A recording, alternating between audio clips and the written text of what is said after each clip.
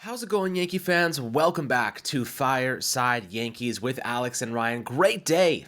Pitchers and catchers reported yesterday. First practice today. Rodon's pitching about 2 innings.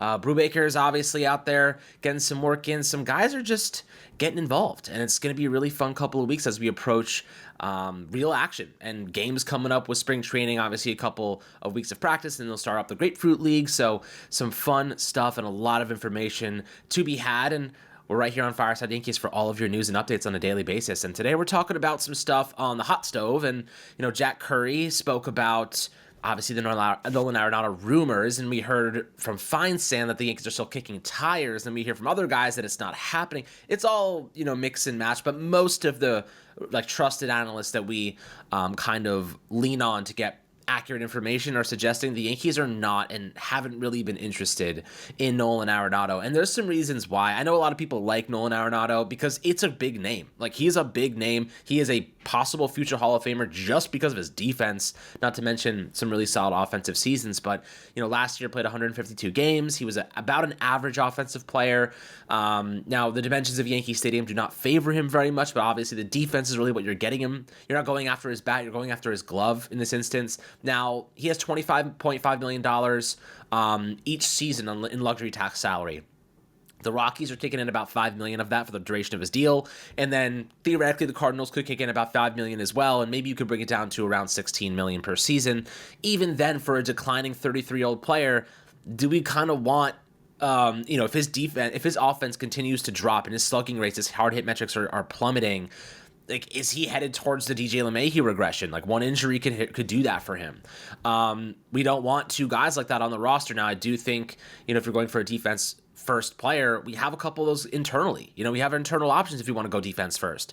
We need a big bat at third base. I know, Ryan, you've been a big proponent of Willie Castro as a potential solution, but talk to me about Nolan Arenado, why you think he's not a great fit for this, and why the analysts are saying, well, the Yankees aren't interested. So, look, anything's possible, but the consensus is that they're not going to get Arenado. That's the latest piece of news that we have.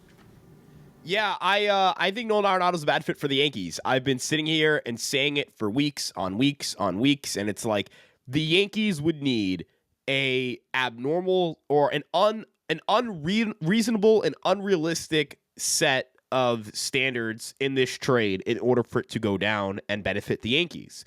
I would say it'd have to be like getting Nolan Arenado and getting Ryan Helsley and moving Marcus Stroman's contract. And you know what I mean? You're getting to a point where that's crazy talk. The Cardinals are not taking on Marcus Stroman to get rid of Nolan Arenado's money and giving you Ryan Helsley, unless you're offering them a bevy of prospects, which, Alex, I am not the kind of person where I sit here and try to poo-poo on the farm system. I think there's talent there, and I think that a lot of the reasons why they took a step back were injury-related, but those step backs did happen. This farm system is not at its strongest point. It's not at its peak. It's closer to its trough right now. There's no reason, and I mean no reason, to believe that the Cardinals would be okay with taking on Marcus Stroman's money and giving you Ryan Helsley without asking for a good chunk back. And at that point in time, you're trading a lot of prospects to get Nolan Arenado, to offload Marcus Stroman's money.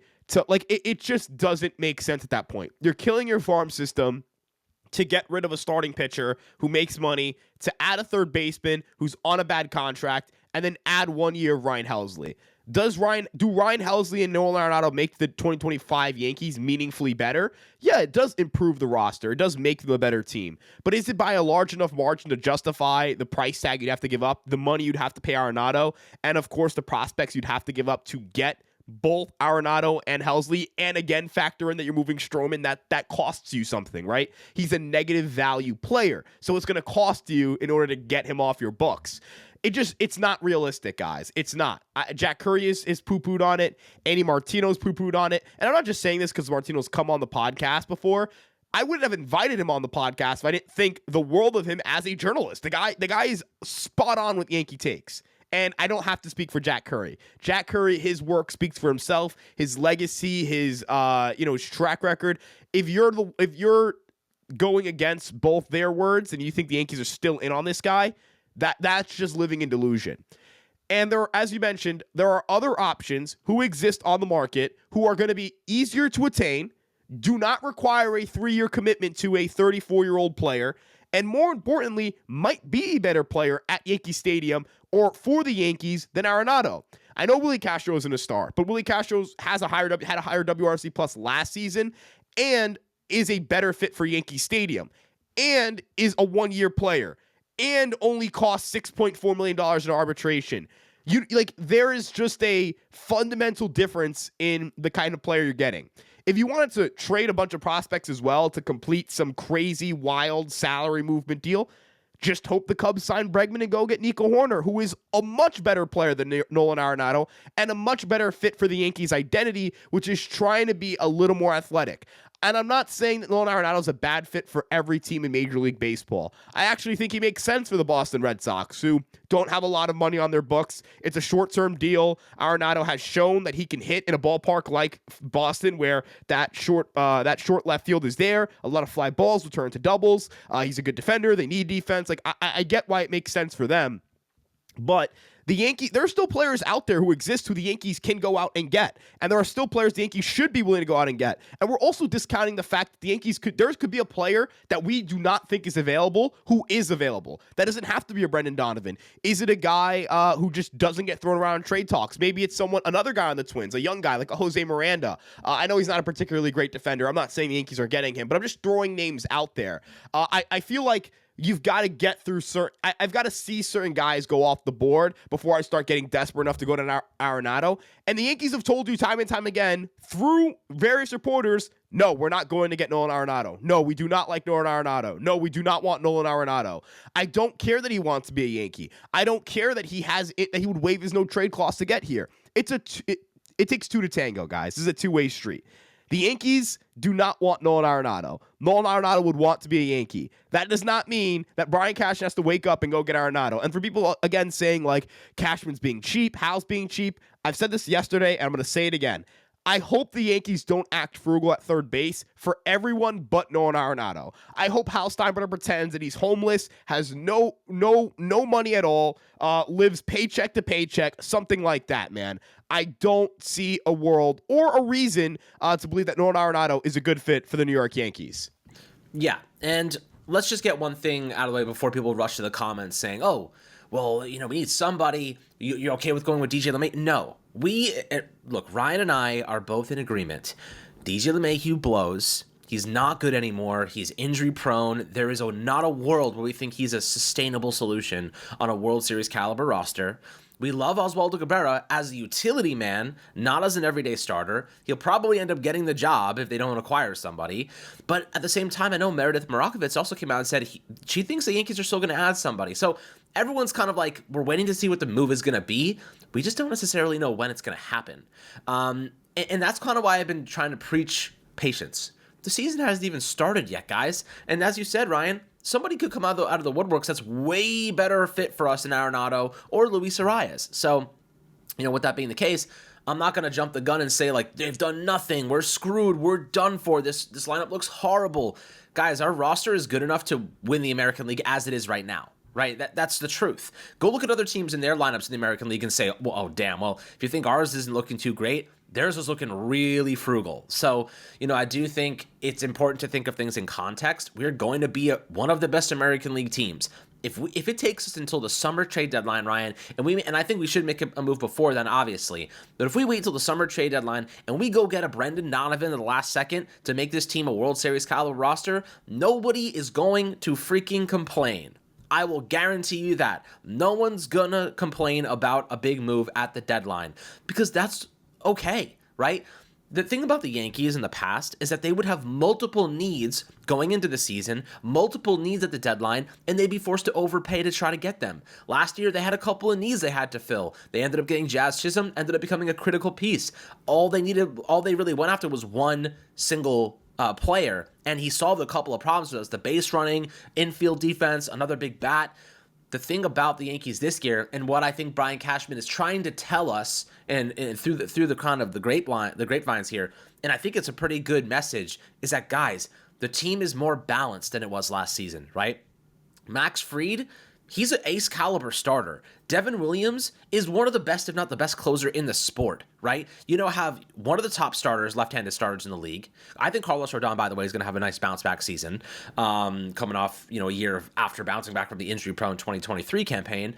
But you get Devin Williams, Max Fried, and Cody Bellinger, which solves a couple of needs for you, and he's versatile. This team on paper is more balanced than it was last year. So when you fast forward to July, when this team is at the trade deadline looking for players, you only need to fill, and like barring injury, of course, you only have one position you need to fill, and it's third base. And Cashman isn't going to be overly aggressive and overspend when he might not need to. If we get to the deadline and the Cardinals are the worst team in baseball, they just got rid. They're trying to move Nolan Arenado. They've already lost Paul Goldschmidt. Their roster is not very good.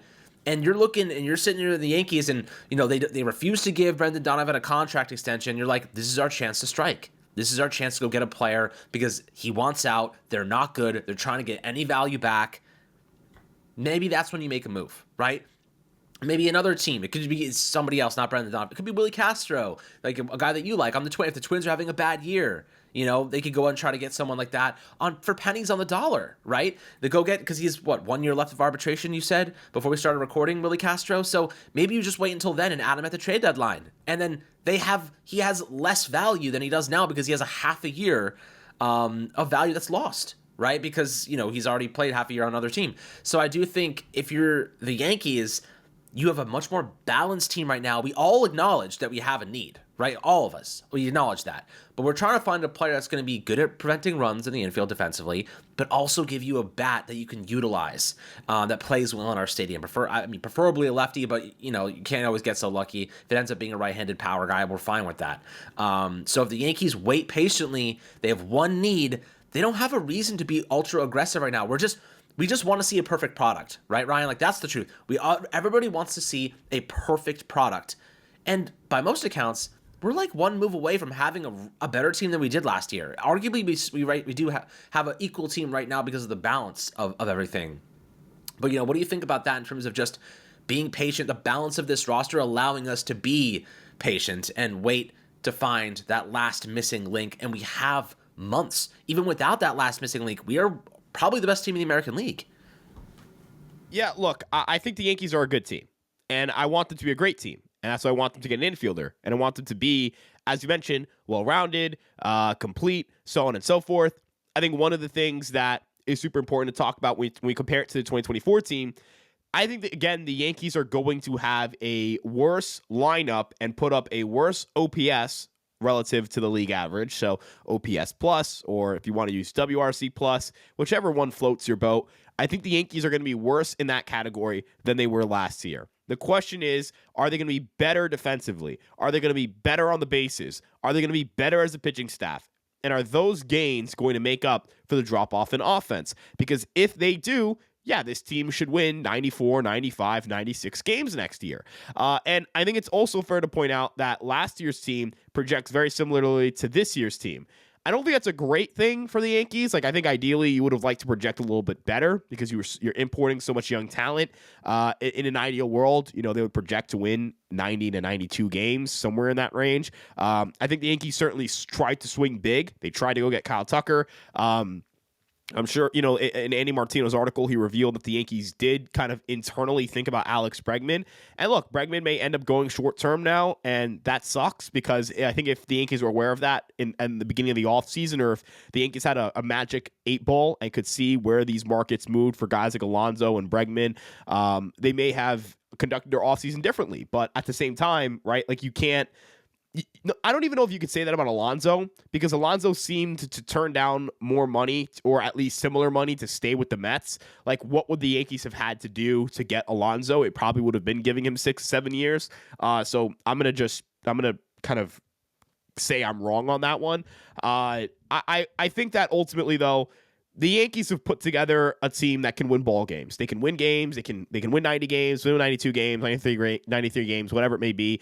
And in the American League, yeah, that's going to get you not only one, a playoff spot, but number two, it might get you a first-round bye.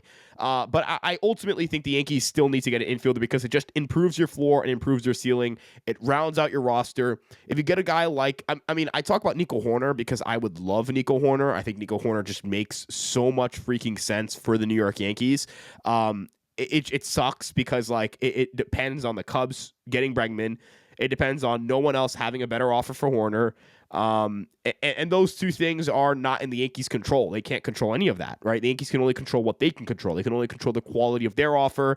And that's really it, right? They can't control if Bregman's going to the Chicago. They can't, put their fingers on the scale or whatever, put their thumb on the scale. But Hoerner would give them that like elite defensive infield. And your one bad position defensively would be left field. We've talked about black holes on the roster. The Yankees have had black holes on the roster, and third base right now shapes up to be a black hole on the roster. And I don't want that for this team. Last year, we talked about first base, negative 1.2 WAR at first base. That's killer, man. That's a couple of wins right there. You look at even when you let's look at win probability added because that has a little more of a correlation to winning games directly. Maybe not to year-over-year performance, but we're just trying to strip it down to as much as we can to how much does it affect winning, right? Because guys put up garbage time stats. That doesn't really affect your winning. If we go to the Yankees position by position, so the Yankees finished with a 4.4 win probability added from their offense, which is actually worse than their ranking in terms of WRC plus, which leads me to believe that the Yankees just had some situations where they weren't coming through. But first base, what did it do for what did the Yankees get from first base? It was it doesn't let me get win probability added for that. But I know Rizzo was a net negative there. I know Gleyber was a net negative there. I know Verdugo was a net negative there, so on and so forth. So you just don't want those black holes. I'm not calling Gleyber a black hole, by the way. He's a good player, in my opinion. He's not a great one, but a good one. But Rizzo was a black hole. Verdugo couldn't hit and couldn't run. So on offense, he was a black hole. Very good defensive player, though. Kind of a shame he wasn't a better hitter because if he was, he might have been back, honestly. I don't know. I look at this roster and I go, I need to make sure I don't have any black holes here. Because Alex, if they don't have any black holes, they're going to win a lot of games. They're going to win a lot of games because the pitching staff's good. The defense is really freaking good. And I was looking at projections because we were talking about base running last episode.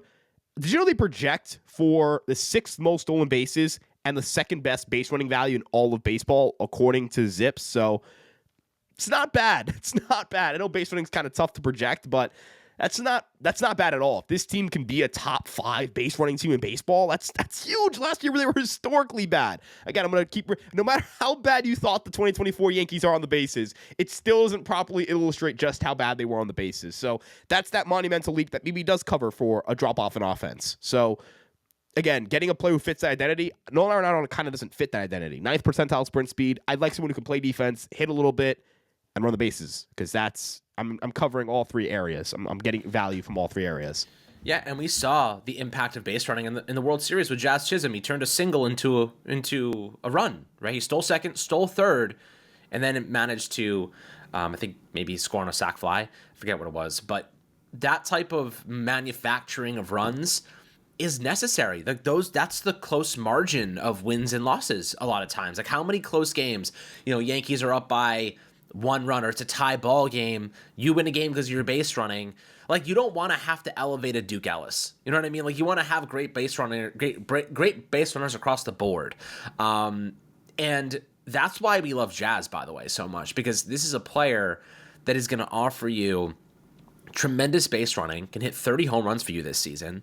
Like it's rare to have a player that can hit 30 homers and steal 40 bags. Like there are not many players in history that are capable of doing something like that. So it's going to be exciting to see who elevates their game. But the base running is going to be better. Jazz offers you a full season of Jazz, just changes the whole dynamic of your team. Jason Dominguez changes the whole dynamic of your base running, especially because, Verdugo was slow as molasses. And then, Volpe, I want him to keep being aggressive. That's a critical piece for me. Bellinger, I know he's not the fastest guy in the world, but he's faster than Soto and Judge. So like maybe there is a little bit more value to him there as well. Gleyber was a horrible base runner. I mean, God, we watched that guy make, and like you said, good, not great player. He was a good contact hitter, horrible defensive player, one of the worst base runners I've ever seen. This guy would go ignore all signals. He would get stuck in the middle of a base pass on pop outs. I'm like, it is just blasphemous. If you get Nico Hoerner, like you mentioned, elite defense, he's going to give you tremendous base running. And he's a good enough contact hitter. He's an average hitter. Average hitter, great base runner, great defender. And that's kind of what the Yankees' identity, like you said, is trying to be. Yeah, I'm going to give you base runners who are better than Gleyber Torres last year in terms of BSR, which is base running value. Justin Turner, Juan Soto, Yandy Diaz, Vlad Guerrero Jr., Pete Alonso, Christian Walker, Yordan Alvarez, whose knee fell apart last year. Guys, he was the 6th worst base runner in baseball according to Fangraphs. It's not good. He's so bad at 2 things in baseball. He's so bad at them. And this other stat I found interesting. So isolated power is basically how much game power you generate, how many bases. It's trying to, because guys can slug 500 and hit 350. That doesn't make you a power hitter. It just means you're hitting for a high average. Volpe and Gleyber had the same isolated power last year. Gleyber did not hit for a lot of power, didn't run the bases, and didn't play defense. That's the worst player archetype humanly possible for Yankee Stadium. It just is. I say this because I think it works better like Detroit, where there's more outfield space. You can dink and dunk all you want. There's a reason he isn't back. And it's not because he tweeted about Brian Cashman. It's not, because he didn't do that when he was here. It's because he's just not very good. He's good. He's not great, right? You know what I mean? It's not very good. It sucks because, when he hit for power, he was very good. Now, as you mentioned with Nico Hoerner, not really. He's also a dink and dunk guy with not a lot of power, but he's an elite defender and elite base runner. See, I think you and I recognize that there is no superstar 7-WAR player waiting for the Yankees at third base. Even Bregman isn't that. But there are, hey, can this guy give me a 3-WAR season? Hey, can this guy be an above average everyday starter? Hey, can this guy fill a hole at a position that we're just projected to be terrible at? And if he does that, can the Yankees, the Yankees going to continue to get decent enough production from shortstop, where Volpe's giving them, 3.5 to 4 WAR. If he hits a little bit, might give you 4.5 to 5 WAR. At second base, is Jazz going to continue to be, good defense, good base runner, good hitter? Because if he does that, we're talking again 3.5, 4 WAR. If Paul Goldschmidt is slightly better, not a lot, just slightly better than he was last year.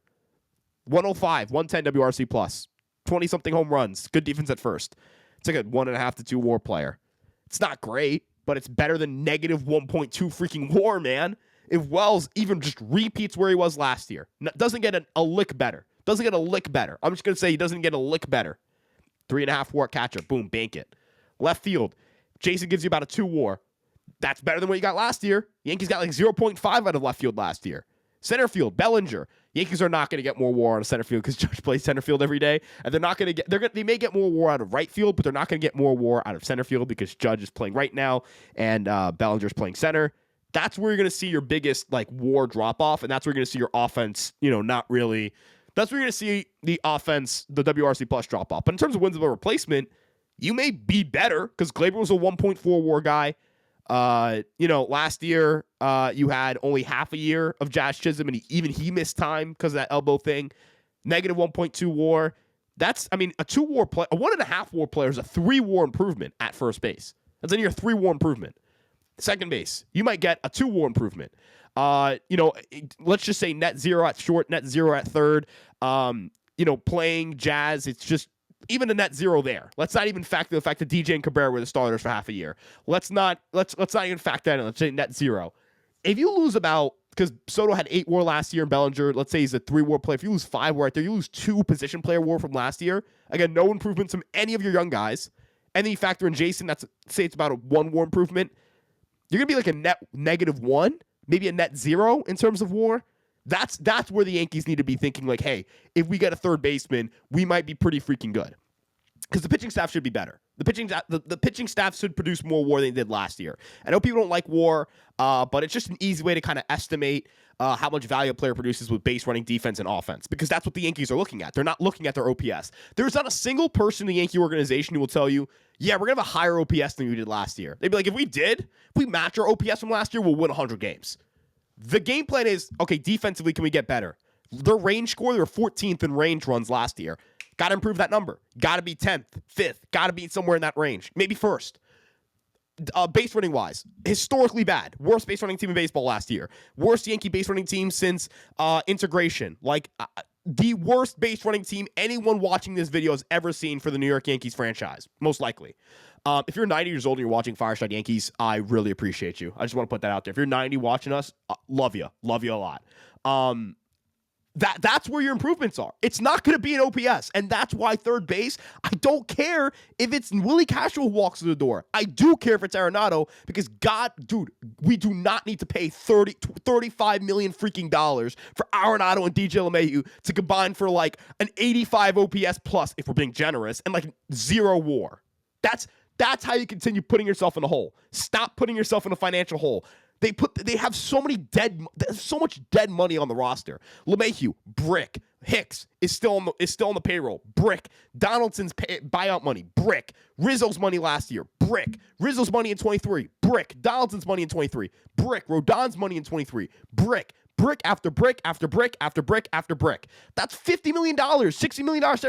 You're just lighting it on fire. Can't keep lighting money on fire. I don't want to keep seeing money get lit on fire, because you know what ends up happening, Alex? They stop paying to go get good players. It's why we don't have a third baseman. Imagine if you could subtract LeMahieu's money and Hicks's money off the books. That's $25 million. Yankees end up with Alex Bregman in that scenario. Maybe they go trade for someone. Maybe they go say, F it, we're going to go sign another reliever and trade one of our relievers to get a bat. Maybe they sign another starter. Hey, let's sign Jack Flaherty, let's trade Clark Schmidt, and let's go get a big-time bat. Go get a Brendan Donovan. It's because they have so much dead money. They're at 305, 304, whatever it is, and $25 million of that group is being spent on guys who will do nothing for this team this year, or not in pro ball. Aaron Hicks isn't even in pro ball, man. So when people go, we want Arenado, dude, by 2026, you'll be in our comment section wanting Brian Cashman burnt at the stake for paying another $20 million to a guy who does nothing, who is a brick. Stop paying bricks. Go get younger, go get more athletic, and go keep buying into this identity. It's why I don't want Luis Ariz at this point in time. You're going to go against your identity. Your identity is defense, base running. Go get better at those two things and hope that you hit enough for those things to result in a World Series championship. Yes. I like the rant. I like the take.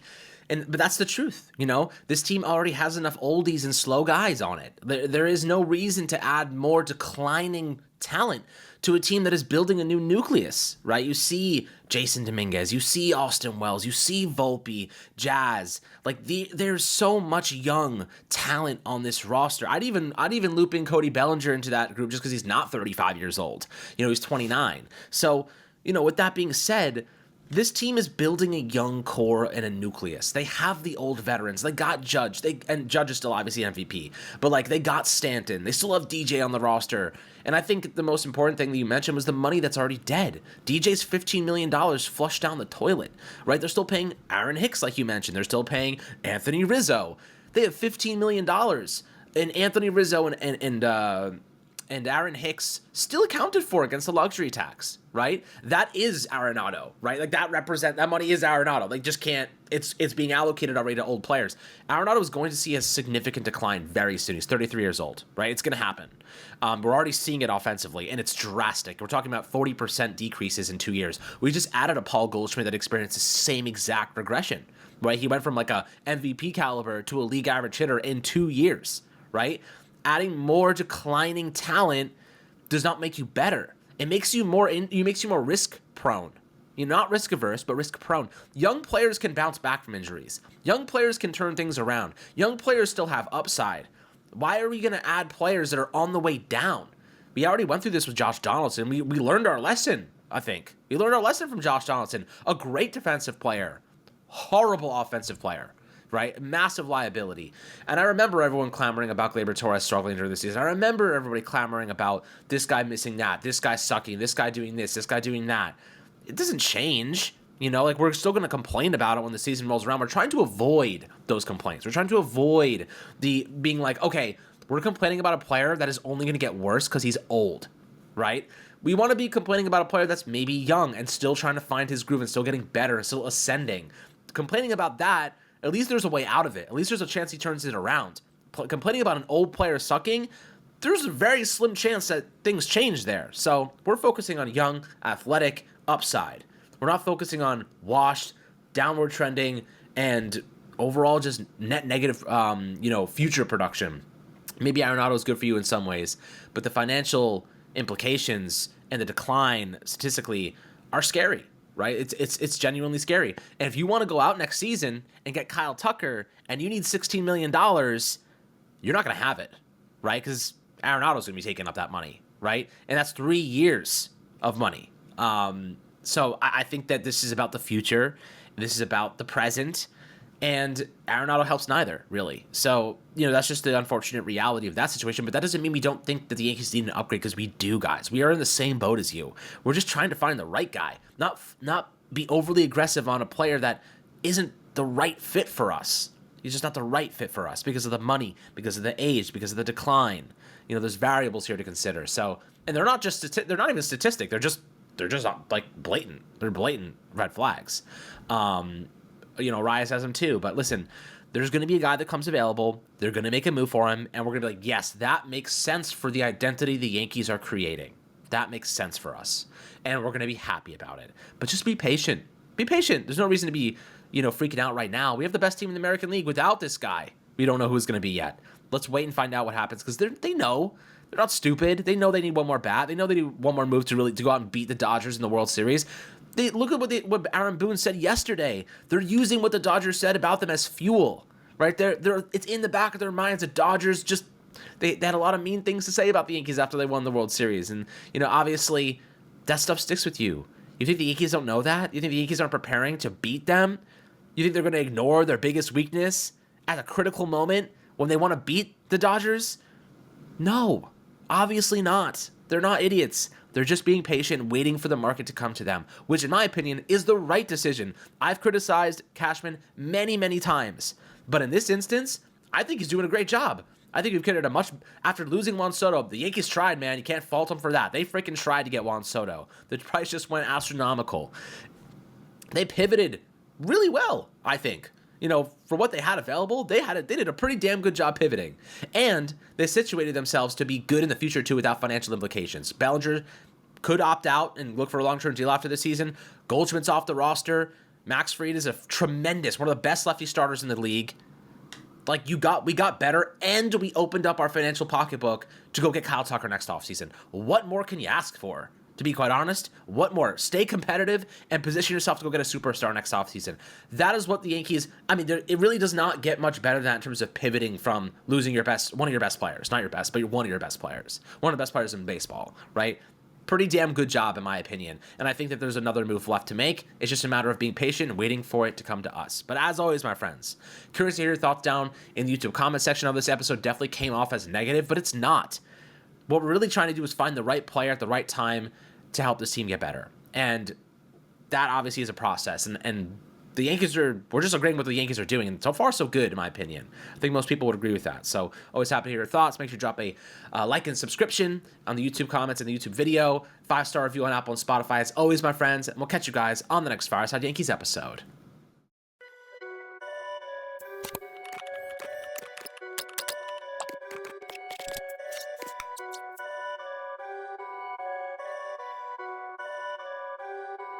Perfect.